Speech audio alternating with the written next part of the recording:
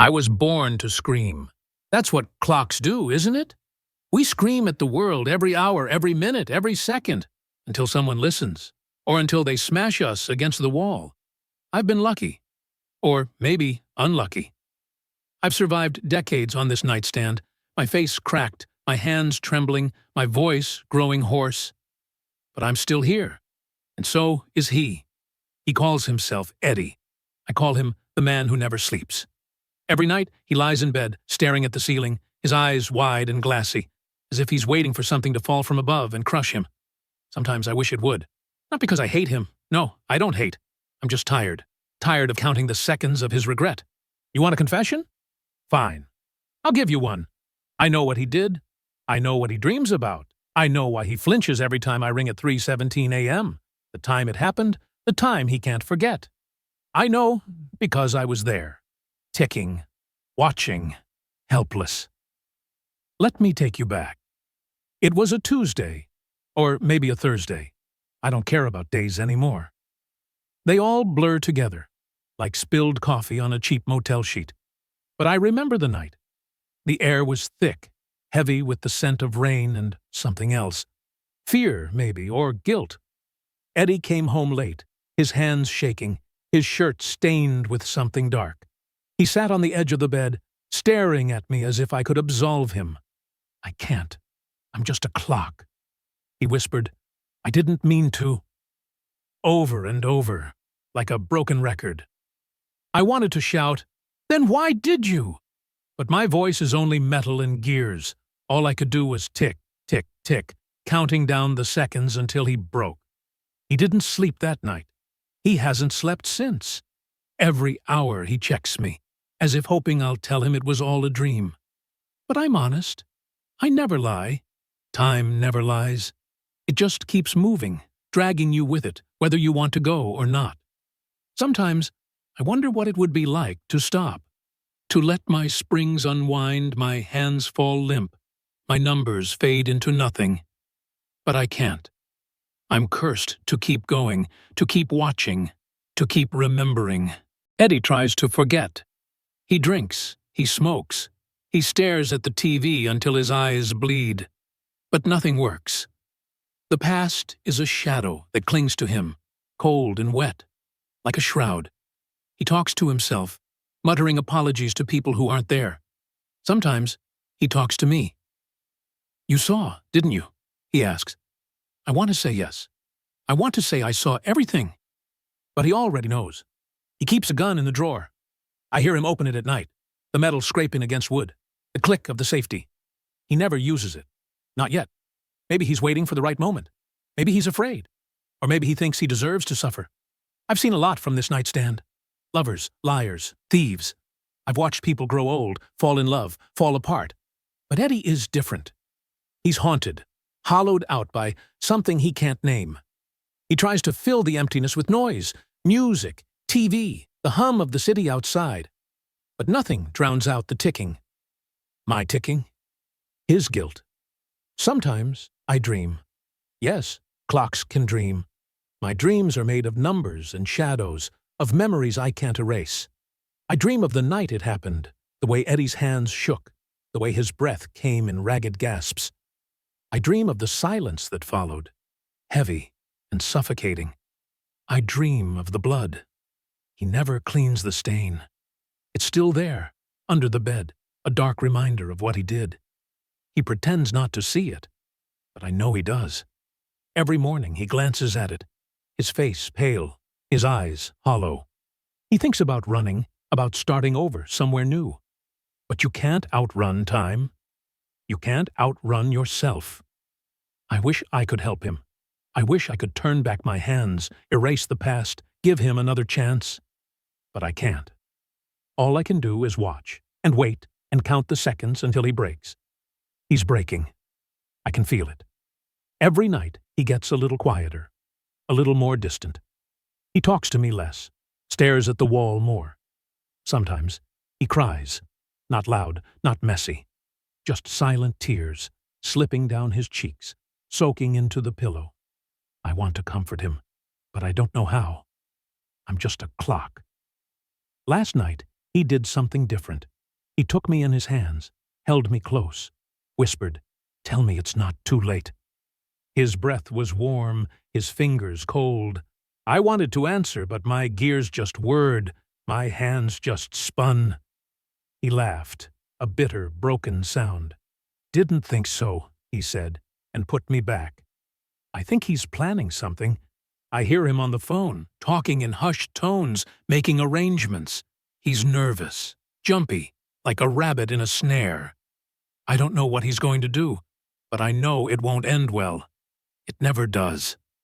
Time is a prison. That's what I've learned. We're all trapped, counting down the seconds until the end. Some of us try to escape, but there's nowhere to go. The past is always behind you, the future always ahead. All you have is now, and even that slips away, second by second. Eddie used to be different. He used to laugh, to sing, to dance around the room like a fool. He had friends, lovers, dreams. But dreams die, friends leave, lovers betray. All that's left is regret. He keeps a photo on the nightstand next to me. A woman, smiling, her eyes bright, her hair wild. He looks at it sometimes, his face softening, his lips trembling. I think she's the reason for the blood, the reason for the guilt. I don't know what happened between them, but I know it broke him.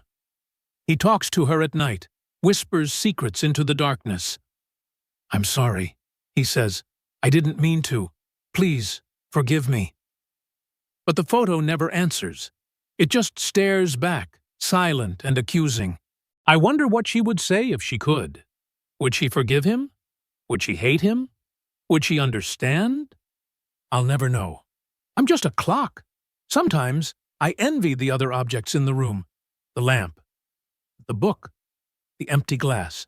They don't remember. They don't care. They just exist, silent and unfeeling. But I remember everything. Every second, every minute, every hour. I can't forget. Eddie is getting worse. He barely eats, barely sleeps. He paces the room, muttering to himself, his eyes wild. He's losing himself, piece by piece, to the thing he did, the thing he can't undo. I wish I could help him. I wish I could stop the ticking, give him a moment of peace. But I can't. All I can do is count the seconds. Watch him fall apart. And wait for the end. The end is coming. I can feel it in my gears, in the way the air crackles with tension. Something is going to happen, something terrible. I don't know what, but I know it's coming. Maybe that's my purpose. Maybe I'm here to witness, to remember, to bear witness to the end. Maybe that's all any of us can do. I'm tired, so tired. But I'll keep going, keep ticking, keep watching. Because that's what clocks do. We scream at the world, hoping someone will listen, hoping someone will care. But no one ever does. Tonight, the air is different. Heavy, electric, like the moment before a storm. Eddie sits on the edge of the bed, his hands shaking, his eyes fixed on the gun in the drawer. He hasn't touched it in weeks, but tonight he can't look away. I tick louder, desperate to break the silence, to remind him that time is still moving, that he's still here. But he doesn't hear me. He's somewhere else, lost in memories, drowning in regret. He stands up, paces the room, muttering to himself. "It's just time. Just time." He laughs, a hollow, broken sound. "You can't kill time, can you?" He looks at me, his eyes wild, pleading. "Can you?" I want to scream. I want to shatter myself against the wall, to stop the ticking, to give him a moment of peace. But I can't. My hands keep spinning, my gears keep turning. I am relentless. I am merciless. I am time. He picks up the photo, holds it close to his chest. "I'm sorry," he whispers. "I'm so sorry." Tears stream down his face, silent and endless. He puts the photo back, opens the drawer, and takes out the gun. His hands are steady now, calm, as if he's finally made peace with what he's about to do. He sits on the bed, the gun in his lap, and looks at me one last time. "You'll remember, won't you?" he asks. You'll remember for both of us. I want to tell him yes. I want to tell him I'll remember every second, every heartbeat, every tear. But I can only tick, tick, tick, counting down the final moments. He closes his eyes, takes a deep breath, and for the first time in years, he looks peaceful. The gun is cold, heavy, final. He raises it to his temple, his finger trembling on the trigger. And then he stops. He lowers the gun, his shoulders shaking with silent sobs. He drops the gun to the floor, buries his face in his hands, and cries. Not the quiet, controlled tears of before, but deep, wrenching sobs that shake the bed, the room, the world. I tick softly, gently, as if to comfort him. I want to tell him it's not too late, that time can't heal everything, but it can give you another chance, that the past is a shadow, but the future is still unwritten. He sits there for hours, crying, breathing, living. When the sun rises, he stands up, wipes his face, and looks at me. "Thank you," he whispers, "for staying, for remembering." He leaves the room, the gun forgotten, the photo still on the nightstand. I watch him go, my hand spinning, my gears turning. I am tired, but I am hopeful. Maybe this is what it means to be alive, to keep going, even when it hurts. To remember, even when it's painful. To hope, even when the night is darkest. I am just a clock. But tonight, I was more. Tonight, I was a witness. Tonight, I was a friend. And as the morning light spills across the room, I keep ticking. Not as a scream, but as a promise. Time moves on, and so do we.